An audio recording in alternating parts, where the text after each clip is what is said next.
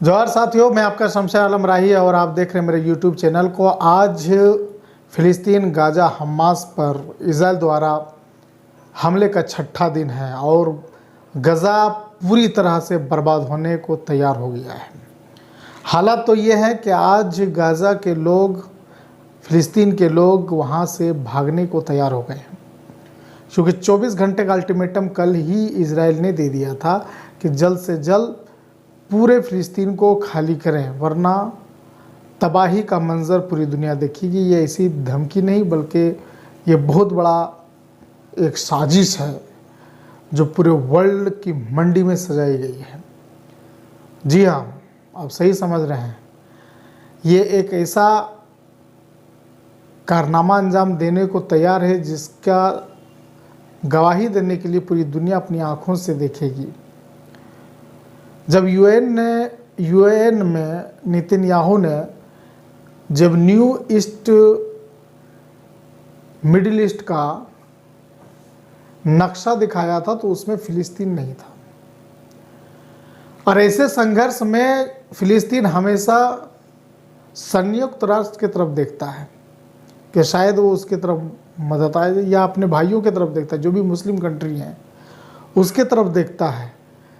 मगर उनकी ये उम्मीद और ये आशा इसलिए टूट करके चूर चूर हो जाते हैं क्योंकि आज जब फ़िलिस्तीन छोड़ के लोग भाग रहे हैं, अपने रिश्तेदारों, करीबी और बच्चों, अपने नौजवान दोस्तों, बेटों के लाशों को देख करके जो मलबों में दबे पड़े हैं उसे छोड़ करके जब ये अपनी जान को बचाने के लिए तराहिमाम है, नफसी नफसी के आलम में और जा रहे हैं, तो आज इन्हीं का एक पड़ोसी मुल्क इजिप्ट उनके लिए दरवाजे बंद कर चुका है।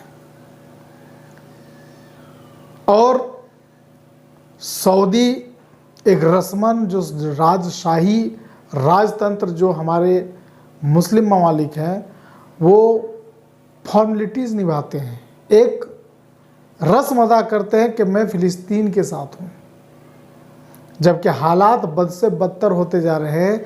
और इन लोगों के सिर्फ इस रस्म अदायगी की वजह है कि इज़राइल जहाँ पे पनाह लेने आया था वहाँ पे आज राज कर रहा है, और जिन्होंने पनाह दिया था आज उन्हें बेघर किया जा रहा है।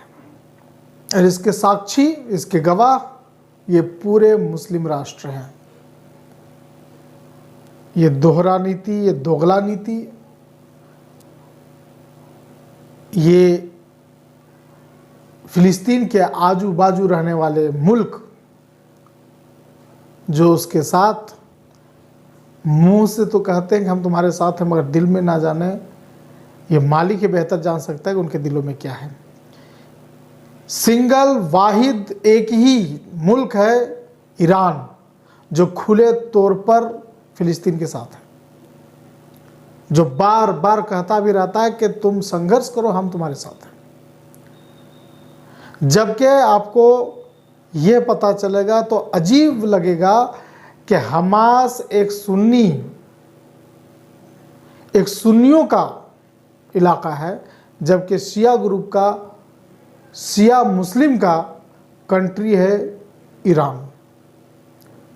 और ईरान ही एक ऐसा मुल्क है जो बार बार, हर बार, इससे पिछले संघर्षों में भी फ़िलिस्तीन जब पूरी संयुक्त राष्ट्र और OIC की तरफ देख रहा था, उस वक्त भी अगर कोई पहल किया था तो वो है ईरान। अभी थोड़ा सा लिबनान भी है, लिबनान ने भी समर्थन का ऐलान किया है, मगर सिर्फ समर्थन का ऐलान करने भर से नहीं होता है। आज खुल के मुस्लिम राष्ट्र कंडम तक नहीं कर पा रहे इजराइल को। पता नहीं इजराइल से ऐसा एक खौफ क्या है। ये दुनिया में एक जो हवा है, इजराइल एक बहुत ताकतवर है, पावरफुल है नरसंहार करने के लिए। ये कहीं से नहीं, हमास हो, गज़ा हो, फ़िलिस्तीन हो, इजराइल हो, बेकसूर लोगों को मारना हर तरीके से गलत है, चाहे वो इजरायली मरे चाहे फ़िलिस्तीनी मरे। मगर ये नौबत आई क्यों? ये आपस में संघर्ष करने की ज़रूरत आई क्यों? ये ज़रूरत आई है अपनी ज़मीन को लेकर के। हम भारतवासी, हम भारत में भी कई सालों तक संघर्ष किए अंग्रेजों को यहां से खदेड़ने के लिए। लेकिन आज भारत में कुछ ऐसे मीडिया चैनल हैं जो यहां के लोगों को गलत ठहरा रहे हैं। अगर वो फिलिस्तीनियों को गलत ठहरा रहे हैं तो समझिए यहां के संघर्षशील लोगों को भी गलत ठहरा रहे हैं, जिन्होंने अंग्रेजों के खिलाफ संघर्ष किया था।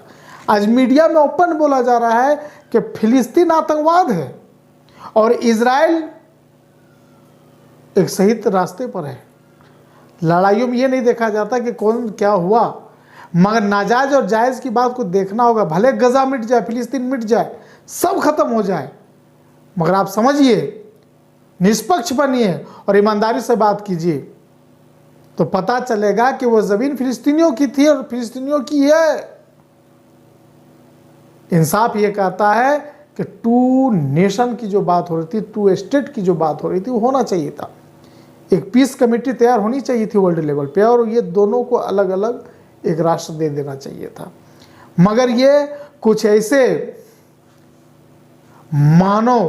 मनुवादी लोग हैं जो हर जगह पाए जाते हैं पूरी दुनिया में, जो नहीं चाहते हैं कि मानव जाति सुख चैन से रहे। उन्हें अपने असलहा बेचने, अपने हथियार बेचने, जिसके लिए बेकसूर का लहू बहा देंगे। चाहे वो कहीं किसी भी देश की लड़ाई हो, जान जाती है तो बेकसूरों की जाती है, किसी लीडर की नहीं जाती है, इस गेम प्लानर की नहीं जाती है, हथियार बेचने वाली कंट्रियों की नहीं जाती है।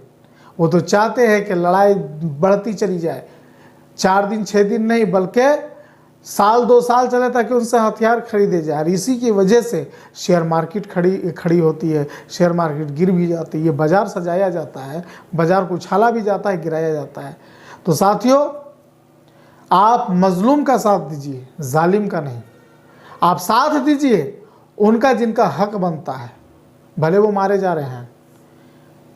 इजराइलियों को हम नहीं बोलते हैं कि इजराइल छोड़ के कहीं चला जाए, एक पीसफुल हो, किसी एक के ऊपर जुल्म ना हो। आज हमास ने अटैक किया, वो गलत किया, लेकिन क्यों अटैक किया ये कभी देखा? रोज़ आप उनके बच्चों को, उनके नौजवानों को मारते थे, उनकी ज़मीन पे जाके आप हमला करते थे, उनकी औरतों को आप सरेआम रुस्वा करते थे। तो क्या होना चाहिए था? आज उन्होंने कर दिया, पूरी दुनिया में गुहार लगा दी कि हमारे साथ होगा, हम इंतकाम लेंगे। लीजिए, आपके पास पावर है, पैसा है, दुनिया आपके साथ है। और जिसके तरफ फिलिस्तीन उम्मीद रख रहा था संयुक्त राष्ट्र की तरफ या मुस्लिम देशों की तरफ, आज वो भी कहीं ना कहीं प्रोटोकॉल और इस्राएली रिश्तों की वजह से आज खुल करके सामने नहीं आ पा रहे हैं। और इसका खामियाजा पूरा अरब ममालिक को भुगतना पड़ेगा। आज फिलिस्तीन बर्बाद नहीं हो रहा है, बल्कि पूरा अरब ममालिक एक दिन बर्बाद होगा और इसके गवाह वो खुद बनेंगे। ये वक्त आएगा। तो साथियों, जब भी आप स्टैंड विथ लिखें तो जालिम के साथ ना लिखें, मजलूम के साथ लिखें। क्योंकि मेरा ओपिनियन है कि मजलूम यहाँ पे फिलिस्तीन है, गजा है, वहाँ के बेकसूर लोग हैं, और बेकसूर इसराइली भी हैं तो वो भी बेकसूर हैं, तो उनके साथ में मैं खड़ा हूँ। इसलिए मेरा भी स्टैंड होगा, आई स्टैंड विथ फिलिस्तीन। बहुत बहुत शुक्रिया।